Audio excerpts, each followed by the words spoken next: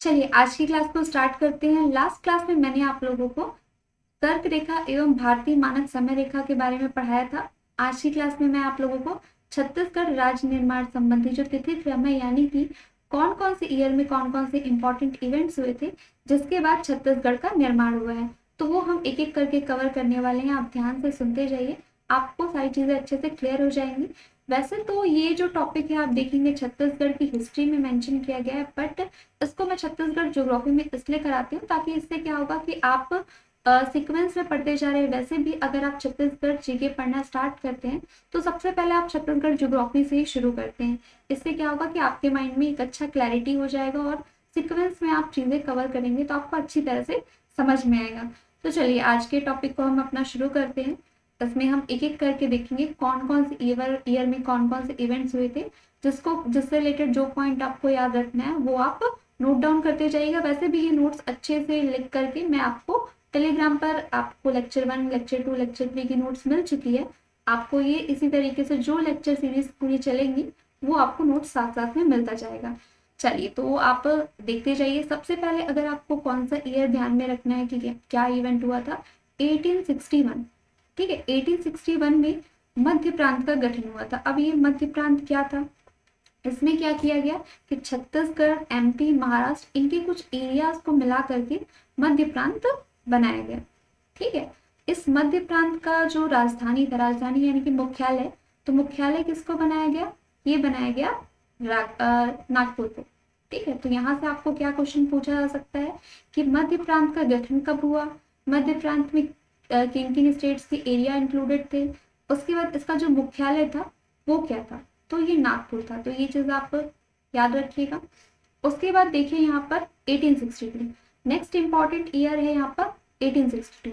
इसमें छत्तीसगढ़ को एक सेपरेट संभाग का दर्जा मिला। संभाग का मतलब आप जानते होंगे, जैसे अभी एट प्रेजेंट कितने संभाग है छत्तीसगढ़ में, 5 संभाग है। जैसे सरगुजा हो गया, बिलासपुर हो गया, रायपुर हो गया, दुर्ग हो गया, बस्तर हो गया। तो अभी संभाग कितने, 5 है। लेकिन यहाँ पर हम किसकी बात कर रहे हैं, मध्य प्रांत की बात कर रहे हैं। तो यहाँ पर आप देखिए कि उस टाइम पे क्या थे, शुरुआत में 4 संभाग थे, बाद में जब बरार आया तो 5 संभाग हो गए थे। तो उनमें से छत्तीसगढ़ को एक संभाग का दर्जा मिला। अब छत्तीसगढ़ के अलावा उस टाइम पे कौन कौन से संभाग थे, तो वो भी आप नोट डाउन कर सकते हैं। जैसे एक हो गया जबलपुर, ठीक है, जबलपुर। दूसरा हो गया नागपुर। इनका नाम बार बार आता है इसलिए आपको याद भी हो गया होगा, लेकिन फिर भी आप नोट डाउन कर लीजिए। एक था नेरबुड्डा या फिर नेरबड़ा करके भी इसको बोला जाता है। उसके बाद एक हो गया छत्तीसगढ़ और उसके बाद बरार। तो ये टोटल 5 है। विलियम बरार जो था वो 1936 में बना है। तो ये चीज याद रखिएगा कि छत्तीसगढ़ को सेपरेट संभाग का दर्जा किस ईयर में मिला है, तो वो 1862 में मिला है। और 1862 जो है, इस टाइम पे जिलों की संख्या कितनी थी छत्तीसगढ़ में, तो एक रायपुर था, एक बिलासपुर था और एक संबलपुर था। ठीक है, तो ये चीज याद रखिएगा, 1862 तक इतना हुआ था। अब उसके बाद जो 1905 है, ये आपका हिस्ट्री पॉइंट ऑफ व्यू से काफी इंपॉर्टेंट ईयर है। अगर आपने इंडियन हिस्ट्री नहीं भी पढ़ा तो भी कोई इशू नहीं है, जस्ट मैं आपको थोड़ा सा बता देती हूँ। 1905 में अंग्रेजों ने क्या किया था, भाषाई आधार पे बंगाल का पुनर्गठन किया था, यानी ये जो भौगोलिक पुनर्गठन है मानचित्र का, तो वो किया था। अब इसमें उन्होंने क्या किया, जो छोटा नागपुर क्षेत्र है वहां से 5 रियासतों को उठा करके छत्तीसगढ़ में डाल दिया। छत्तीसगढ़ की जो 5 रियासतें थी उनको उड़ीसा में डाल दिया। तो वो 5 रियासतें कौन सी थी ये भी आप लोग नोट डाउन कर लीजिए। छत्तीसगढ़ में कौन कौन सी रियासतों को मिलाया गया छोटा नागपुर क्षेत्र से, तो अभी आप देखते हैं ना, जशपुर हो गया, जशपुर के अलावा सरगुजा हो गया, सरगुजा के बाद आप देखेंगे तो एक उदयपुर हो गया, उदयपुर के बाद चांग बगार और एक कोरिया। ठीक है, तो ये आप नोट डाउन कर लीजिएगा। उसके बाद जो नेक्स्ट अगर आप देखेंगे कि 5 कौन कौन से थे जो छत्तीसगढ़ से उड़ीसा में डाल दिया गया, तो इसको भी आप नोट कर लीजिए। एक कालाहांडी, ये तो काफी फेमस है, ठीक है, मिनरल्स काफी मिलते हैं यहाँ पे, तो ये फेमस है, आपको याद होगा कालाहांडी, पटना। ठीक है, नेक्स्ट उसके बाद एक और है सोनपुर, यहाँ से भी 5 गए थे। ठीक है, सोनपुर, उसके बाद रयलपुर, ठीक है, रयलपुर। उसके बाद एक हुआ है और है बामना। तो ये 4 मतलब ये 5 है टोटल, जिसको छत्तीसगढ़ से उड़ीसा में डाल दिया गया था। अब उसके बाद आपको याद आ रहा होगा कि 1906 के बाद ही, जस्ट 1906 में 5 के बाद 6 में दुर्ग बना था, ठीक है, दुर्ग जिला। यानी कि आपको अगर पूछा जाए कि 1905 में क्या हुआ था, भाषाई आधार पे जो मानचित्र है उसका पुनर्गठन हुआ था, ठीक है। किसने किया था, अंग्रेजों ने किया था। तो ये चीज आप याद रखिएगा 1905 में, यानी कुल मिलाकर के आप ये बोल सकते हैं कि छत्तीसगढ़ का जो एरिया है ना, मतलब मानचित्र जैसा बन गया था, ठीक है। अब उसके बाद नेक्स्ट ईयर देखते हैं, 4th नंबर, यानी कि 1918। अब ये रेखा चित्र क्या है, यानी कि इसमें सबसे पहली बार जो सुंदरलाल शर्मा है उन्होंने अपनी पांडुलिपि में छत्तीसगढ़ का जो रेखा चित्र है वो खींचा था, ठीक है। इसीलिए सुंदरलाल शर्मा को क्या कहा जाता है, सुंदरलाल शर्मा को छत्तीसगढ़ का प्रथम संकल्पनाकार कहा जाता है, ठीक है। संकल्पनाकार या फिर स्वप्न दृष्टाकार भी कहा जाता है। अभी हाल ही में आप न्यूज में देख रहे होंगे कि खूबचंद बघेल को लिया गया, उनको स्वप्न दृष्टाकार कहा गया है। लेकिन ये याद रखिएगा हिस्ट्री पॉइंट ऑफ व्यू से ये सुंदरलाल शर्मा को कहा जाता है। उन्होंने सबसे पहली बार पांडुलिपि में रेखा चित्र में खींचा था छत्तीसगढ़ का, तो उनको कहा जाता है। बाकी आंसर में कुछ भी लिया जा सकता है, आप देख ही रहे हैं आजकल का पैटर्न। तो वो जो न्यूज में आया था उसको भी आप एक बार माइंड में रखिएगा।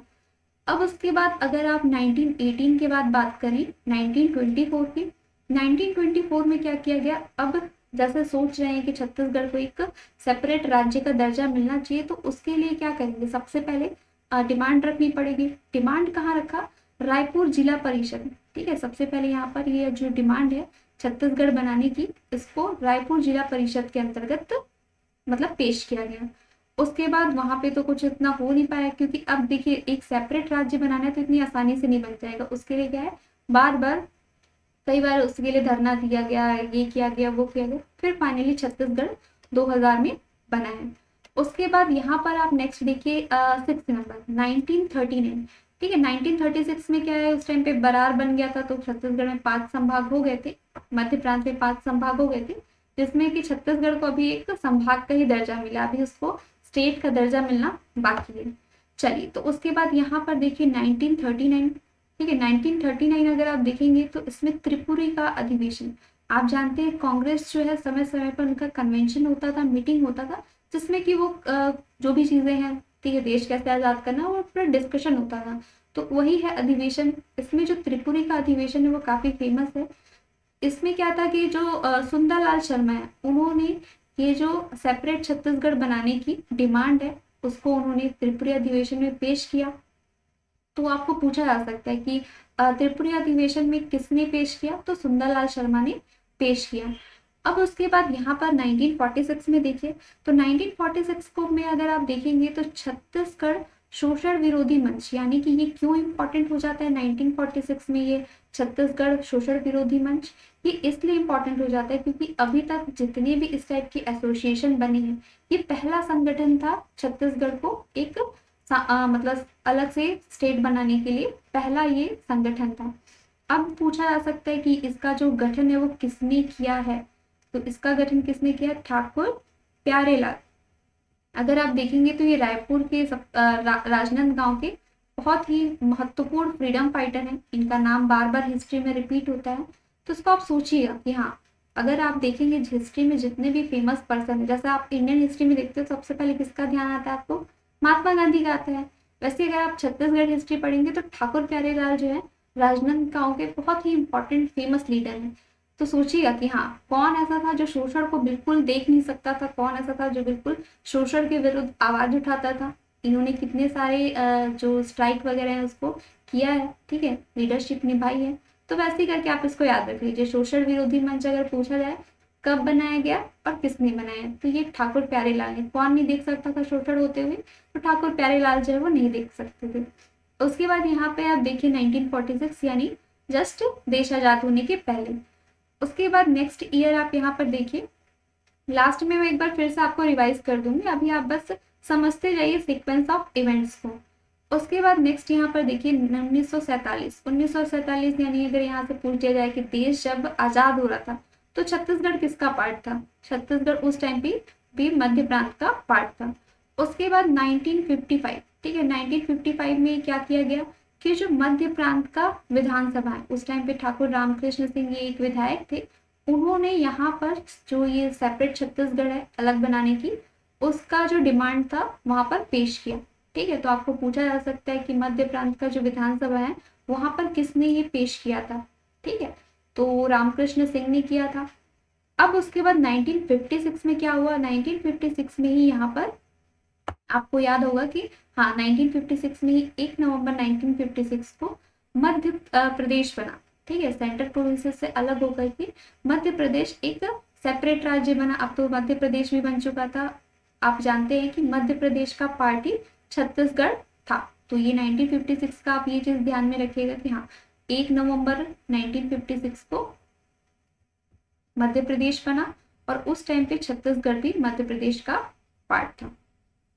उस टाइम पे एक और संगठन बनाया गया जिसको कि छत्तीसगढ़ महासभा के नाम से जाना जाता है। तो ये छत्तीसगढ़ महासभा कब बना और इसके जो बनाने वाले थे वो कौन थे, ये दो चीज आपके एग्जाम पॉइंट ऑफ व्यू से इंपॉर्टेंट है। तो ये बना 1956 में। आप सोचिएगा कि हाँ जब एमपी बना तब ये महासभा भी बना था। इसको बनाया किसने, तो खूबचंद बघेल। ठीक है, खूबचंद बघेल। अब इनको आप कैसे याद रखेंगे कि हाँ इसको खूबचंद बघेल ने बनाया, क्योंकि बहुत सारे एसोसिएशन है, संगठन है, तो आपको सभी का याद रखना है।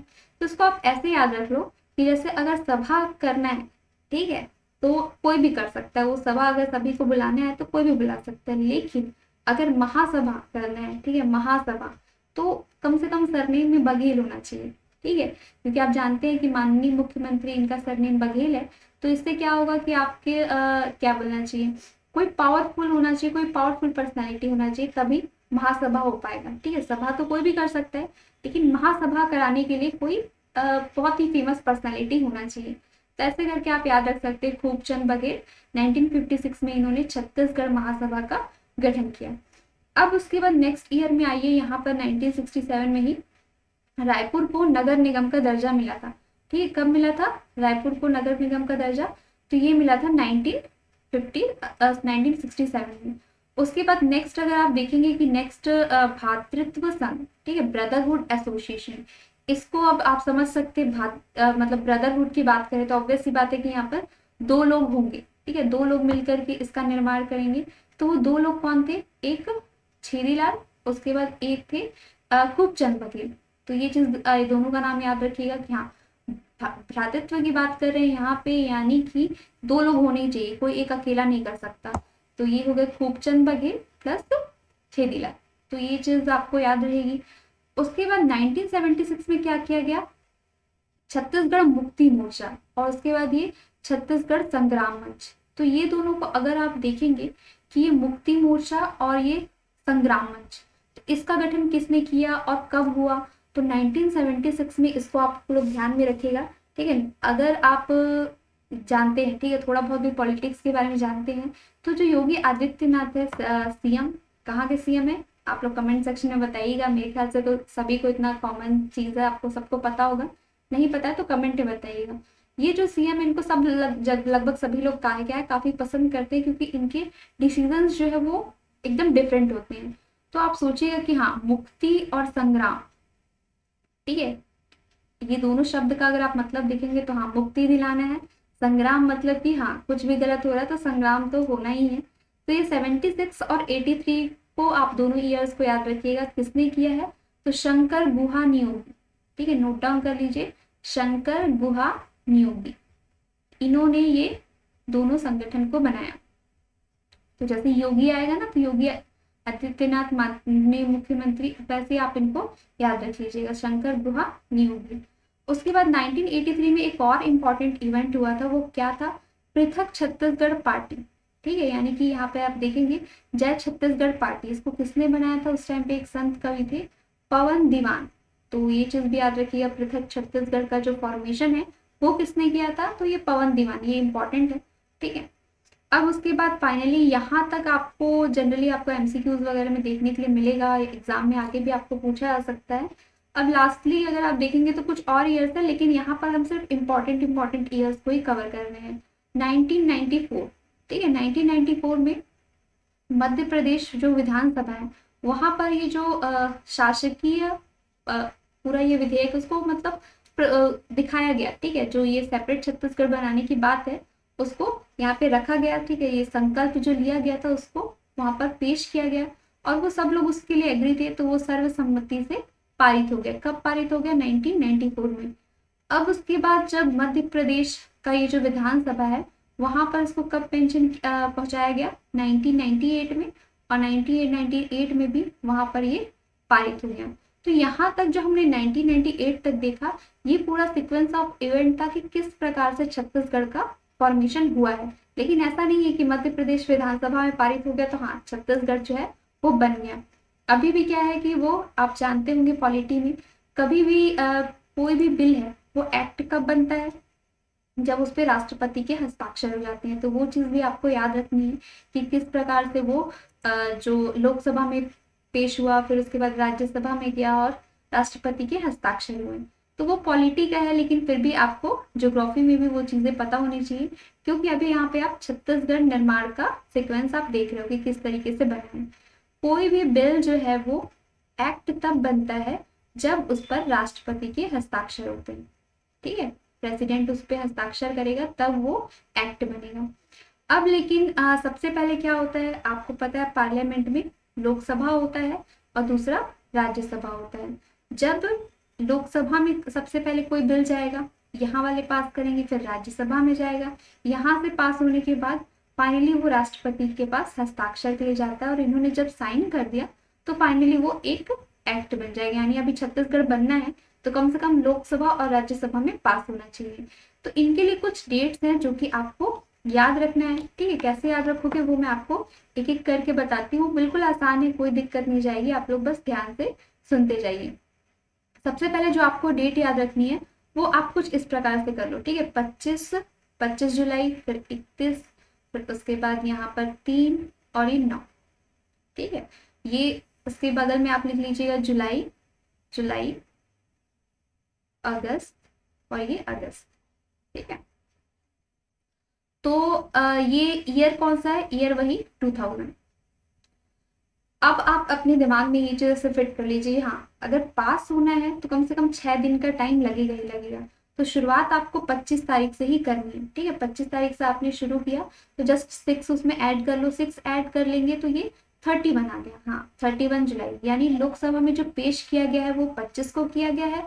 उसके बाद 6 दिन उसमें ऐड कर लिया आपने, फिर वो किया मतलब 31 आ गया, 31 को वो पास हो गया लोकसभा में। फिर उसके बाद यहाँ पर 3 अगस्त, ठीक है 3 अगस्त को अगेन वो कहाँ गया? राज्यसभा में। ठीक है, राज्यसभा में पेश किया गया। फिर इसमें भी आप 6 डेज ऐड कर लो तो ये आपका 9 अगस्त हो गया। ठीक है, 9 अगस्त के बाद अगर आप लोग देखेंगे तो इसमें कुछ संशोधन भी किए थे, बट उसको फिर क्या 10 अगस्त को वापस से पास हो गया था। कुल मिलाकर के आपको जो है ये 4 डेट अच्छे से दिमाग में याद रखनी है, क्योंकि ये डेट्स आपको एग्जाम में पूछा जा सकता है कि किस टाइम पे लोकसभा में प्रस्तुत किया गया, मैच द फॉलोइंग, कहीं भी इस चीज को आपको पूछा जा सकता है। तो ये 4 डेट्स जो है वो सबसे ज्यादा मतलब एग्जाम पॉइंट ऑफ व्यू से इंपॉर्टेंट है। आई होप आपको याद हो गया होगा। 25 से आपको शुरू करना है, 6 डेज उसमें ऐड कर दो, 31 हो गया। 31 ऐड करने के बाद फिर 3 के बाद आपको 6 डायरेक्ट ऐड करोगे तो 9। ये 4 डेट्स आप याद कर लीजिए। अब इसके बाद ये 25 को इसमें क्या बोलते हैं, इसके ये चारों डेट्स हो गए। अब इसके बाद नेक्स्ट लास्टली आप लोग देखिए कि राष्ट्रपति के हस्ताक्षर, उस टाइम पे राष्ट्रपति कौन था? तो KR नारायणन। ठीक है, तो ये आपको पूछा जा सकता है किसने उस पर हस्ताक्षर किया था? तो इन्होंने किया था KR नारायणन ने। और किस डेट को किया था? तो ये 25 अगस्त 2000। ठीक है, 25 अगस्त 2000। उस टाइम पे अगर देखा जाए तो राष्ट्रपति ये थे, और भी पूछा जा सकता है कि इस टाइम पे और कौन कौन थे। तो गृह मंत्री थे लाल कृष्ण आडवाणी, उन्होंने ही ये लोकसभा में इसको प्रस्तुत किया था। और एक चीज और कि इस टाइम पे अटल बिहारी वाजपेयी भी थे। ठीक है, अटल बिहारी वाजपेयी क्या थे? प्रधानमंत्री थे। तो वो चीज भी आप याद रख सकते हैं। मेनली जितना भी मैंने आप लोगों को यहाँ पे बताया ना, ये सारे डेट्स आपको समझने हैं। ठीक है, याद रखने, क्योंकि यहाँ से क्वेश्चंस मतलब आए हुए हैं और आगे भी आ सकते हैं। कोई इसमें बहुत ज्यादा कुछ रॉकेट साइंस लगा नहीं है आपको, सिंपली ये चीज याद रखनी है कि हाँ 25 जुलाई हो गया, सोचना कि हाँ 25 जुलाई, फिर उसके बाद जुलाई अगस्त में ये सब काम किए, फिर सितंबर अक्टूबर 2 महीने फ्री हो गए, फिर उसके बाद फाइनली 1 नवंबर 2000 को छत्तीसगढ़ स्टेट बना। ठीक है, तो ये सारा था पूरा सीक्वेंस ऑफ इवेंट, किस प्रकार से छत्तीसगढ़ का निर्माण हुआ है। आई होप सो आपको चीज़ें क्लियर हो गई होंगी। एक बार मैं आपको पूरा वापस से रिकॉल करवा देती हूँ, जो भी इस लेक्चर को कंटिन्यूअसली देख रहे हैं, तो आपको क्या होगा, अच्छे से रिवाइज हो जाएगा। सबसे पहले आप देखिए 1861। 1861 में क्या हुआ, मध्य प्रांत का गठन हुआ, जिसका कि हेडक्वार्टर क्या बनाया गया, नागपुर को बनाया गया। ठीक है, डन। उसके बाद नेक्स्ट देखिए 1862। 1862 में क्या किया गया, 1862 में सेपरेट संभाग का दर्जा दिया गया छत्तीसगढ़ को। और इस टाइम पे जो डिप्टी कमिश्नर थे वो कौन थे, चार्ल्स सी एलियट। और जो मुख्यालय था छत्तीसगढ़ का वो रायपुर। उसके बाद नेक्स्ट देखिए 1905 यानी 1905। 1905 में क्या किया गया, 1905 में छत्तीसगढ़ का एक जो मानचित्र होता है ना वो बन गया।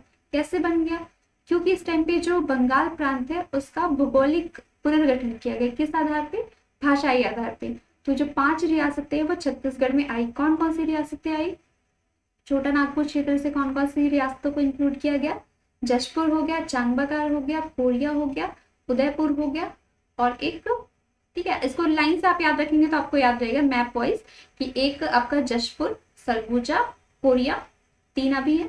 उसके बाद उदयपुर और चांगबाकार, ये 5 को छत्तीसगढ़ में डाला गया। और ठीक है, ये आप 1905 का ध्यान में रख लीजिएगा। उसके बाद 1918 में आपको क्या याद रखना है, 1918 में जो रेखा चित्र है पांडुलिपि में किसने खींचा, सुंदरलाल शर्मा, जिनको कि गांधी जी का भी दर्जा दिया जाता है क्योंकि इन्होंने हरिजन के लिए अच्छा काम किया था। इनको संकल्पनाकार, छत्तीसगढ़ का स्वप्न दृष्टाकार एवं संकल्पनाकार भी कहा जाता है। उसके बाद 5th ईयर आप देखिए, 5th ईयर में आपको याद रखना है कि रायपुर जिला परिषद में ये जो सेपरेट छत्तीसगढ़ निर्माण करने की जो संकल्प है उसको प्रस्तुत किया गया। ठीक है, तो आपको पूछा जा सकता है कि रायपुर जिला परिषद में कब पेश किया गया, तो ये नेक्स्ट 1924 में। उसके बाद अगर आप नेक्स्ट देखेंगे तो 1936 में बरार का निर्माण हुआ था। ठीक है, इसीलिए आप बार बार देखते हैं ना, सेंट्रल प्रोविंसेस एंड बरार का पार्ट था छत्तीसगढ़ आजादी के समय में, तो वो चीज भी याद रखिएगा। अब उसके बाद नेक्स्ट ईयर आता है 1939, छठवां इंपॉर्टेंट ईयर। 1939 में क्या हुआ था, त्रिपुरी का अधिवेशन, जिसमें कि छत्तीसगढ़ का जो ये बनाने का, ठीक है, बात है, उसको किसने रखा गया, त्रिपुरी अधिवेशन में किसने रखा, तो सुंदरलाल शर्मा ने रखा।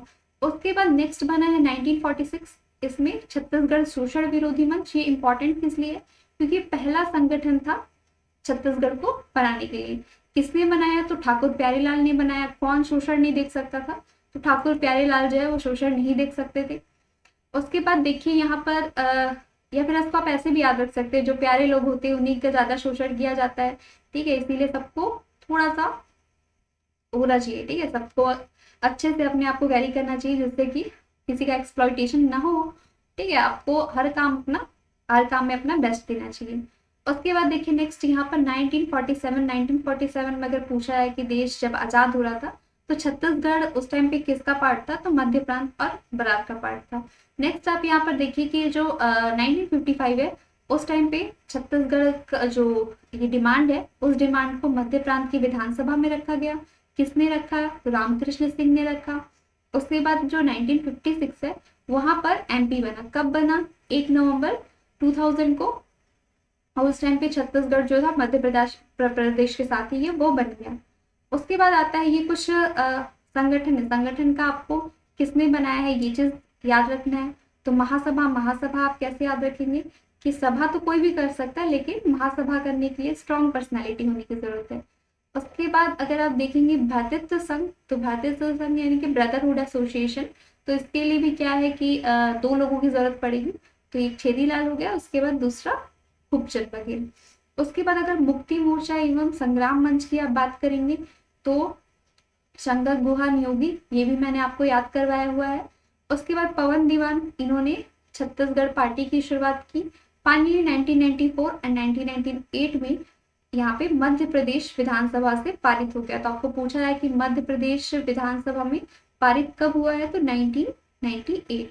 ठीक है, तो इस तरीके से ये लेक्चर आपका कंप्लीट हुआ। आई होप सो आपको ये जो राज्य निर्माण संबंधी तिथि क्रम है आपको सारा अच्छे से क्लियर हो गया होगा। नहीं क्लियर हुआ है तो भी आप जो भी डाउट होगा आप कमेंट सेक्शन में बताइएगा। ठीक है, नेक्स्ट लेक्चर में हम क्या पढ़ने वाले हैं, जियोलॉजिकल स्ट्रक्चर ऑफ छत्तीसगढ़, यानी कि जो छत्तीसगढ़ में जो चट्टानें पाई जाती हैं, भूगार्भिक संरचना, वो हम नेक्स्ट लेक्चर में कवर करेंगे। तो आज मैं आपको एक क्वेश्चन दे देती हूँ, क्वेश्चन ऑफ द डे, जिसको कि आपको कमेंट सेक्शन में आंसर करना है। देखते हैं कौन कौन सही आंसर करते हैं और किसको याद रहता है। आपको ये बताना है कि ये जो विधेयक था, ठीक है, छत्तीसगढ़ बनाने का, वो लोकसभा से पारित कब हुआ है? ठीक है, लोकसभा से पारित कब हुआ?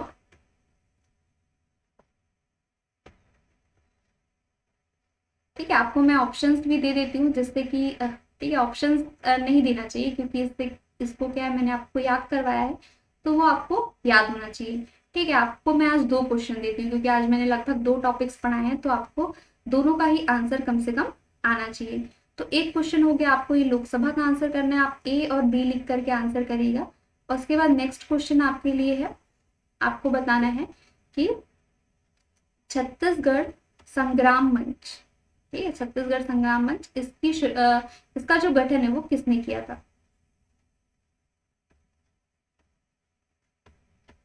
ठीक है, इन दोनों क्वेश्चन का आंसर आप लोग कमेंट सेक्शन में करिएगा। देखते हैं किसने किसने लेक्चर ध्यान से देखा है। उसके बाद नेक्स्ट लेक्चर में हम भूगर्भिक संरचना के बारे में पढ़ेंगे। Thank you everyone.